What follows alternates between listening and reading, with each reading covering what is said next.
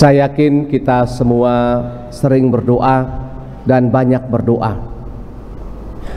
Ada orang yang berdoa yang selalu meminta-minta sama Tuhan.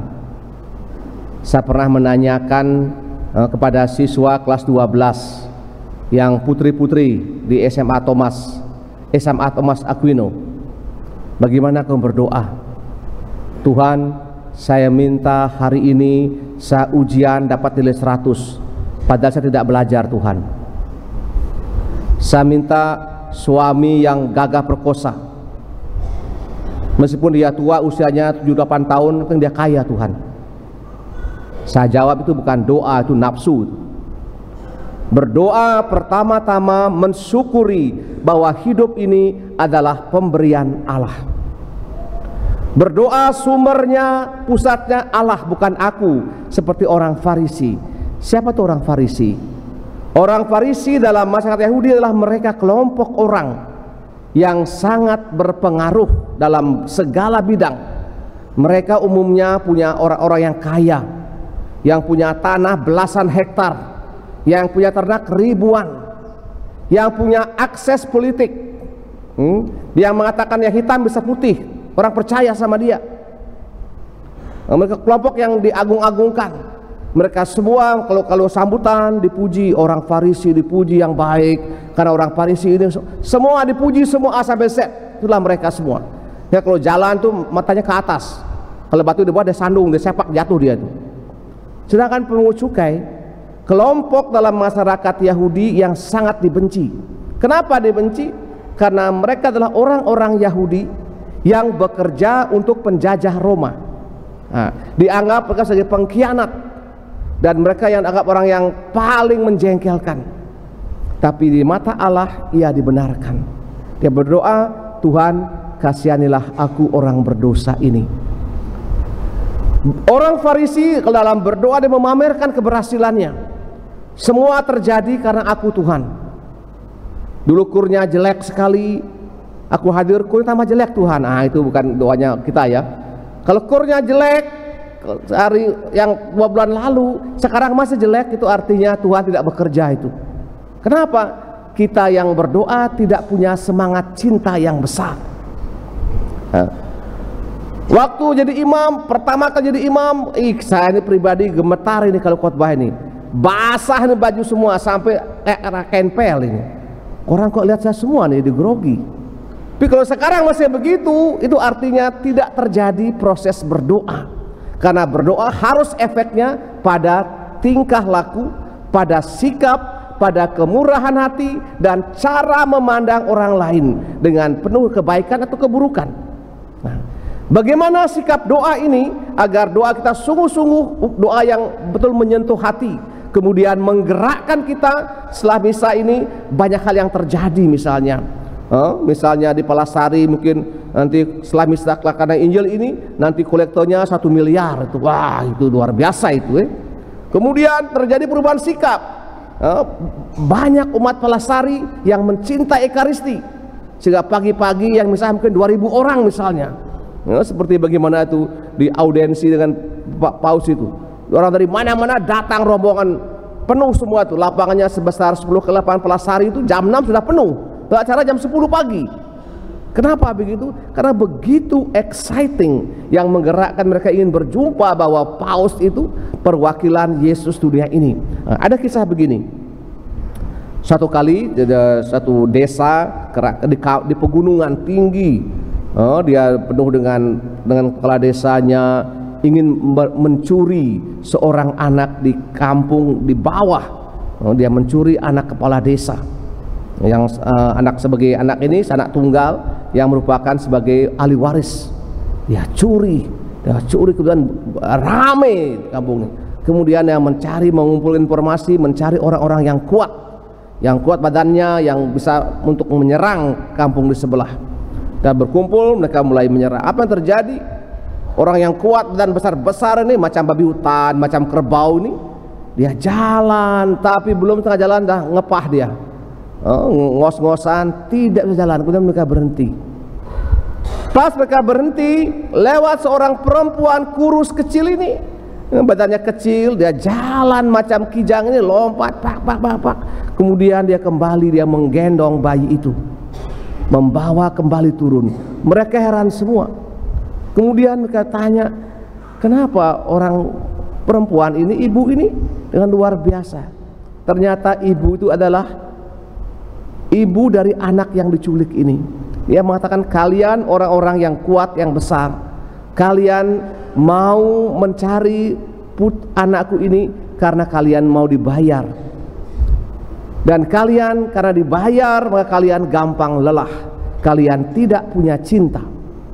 Sedangkan aku ibunya, anaknya darah dagingku sendiri, yang tidak bisa dibayar oleh apapun juga, sehingga kapanpun semangat ini tidak pernah pudar, sehingga aku dengan mudah menaiki tempat yang kalian sangat susah daki. Bapak Ibu sekalian, semangat doa hendaknya seperti itu.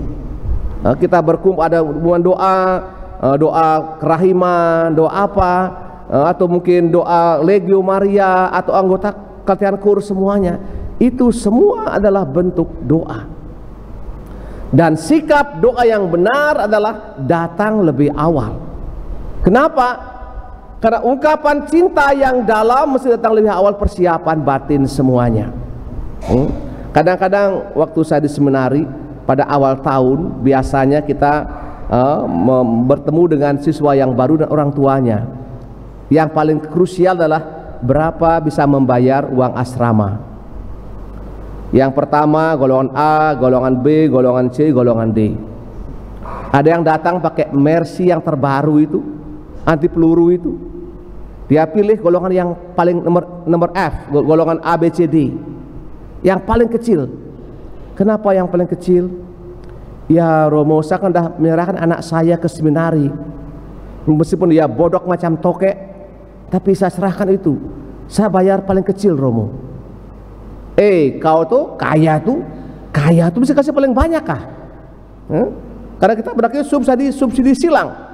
Yang punya banyak, semakin banyak perlu dipertanggungjawabkan. Kalau kau kaya gaji sebulan hampir 2 miliar, hanya kau sumbang hanya 1.000 rupiah ini, baiknya kasih aja babi di hutan sana, dia makan saja.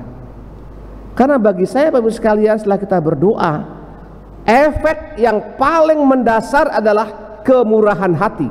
Kenapa kemurahan hati?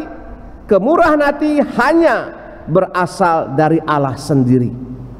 Orang menyumbang seberapapun tanpa digerakkan oleh Allah tidak akan terjadi.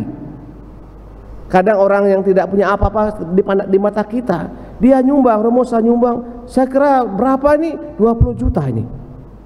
Sehingga dia selalu bilang NN.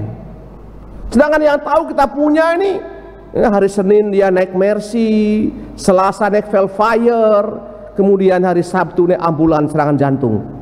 Dia hanya nyumbang hanya 200.000 saja.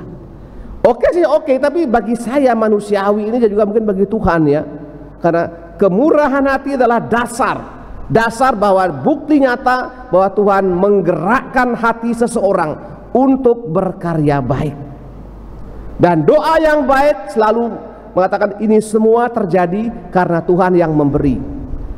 Kalau Tuhan yang memberi, kalau kita makan sendiri, kita keep sendiri, maka ibarat tangan begini nih. Tuhan memberi bagaimana? Tidak bisa tumpah dia.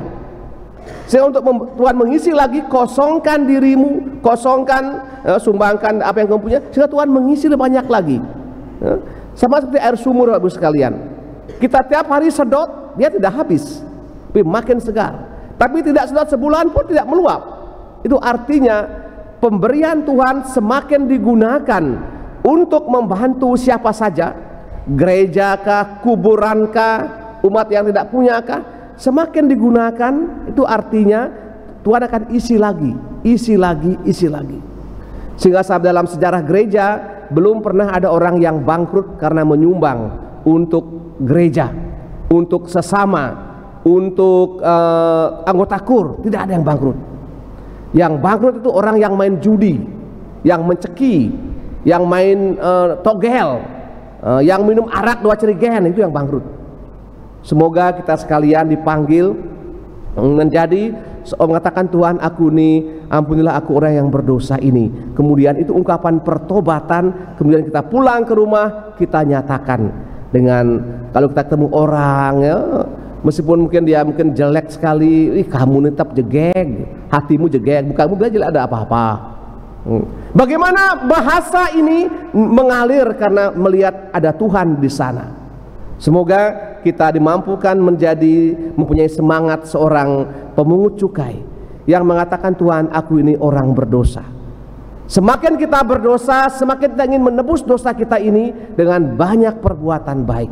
Semoga nanti minggu depan kita bisa di kuburan, 2 November bukan? Semoga nanti orang yang meninggal semuanya mendoakan kita semua. Kemudian setelah kita misa 2 November, saya akan meminta kita mulai bekerja untuk menata kembali kuburan.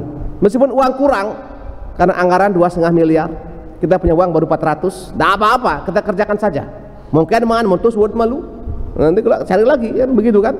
Pengalaman saya sangat yakin, begitu kita mulai karya mulia ini, ada banyak tangan-tangan ajaib yang Tuhan undang karena doa Bapak Ibu sekalian, khususnya umat Pelasari yang mencintai Ekaristi ini. Kita mohonkan semangat ini dalam misa pada pagi ini. Amin. Mari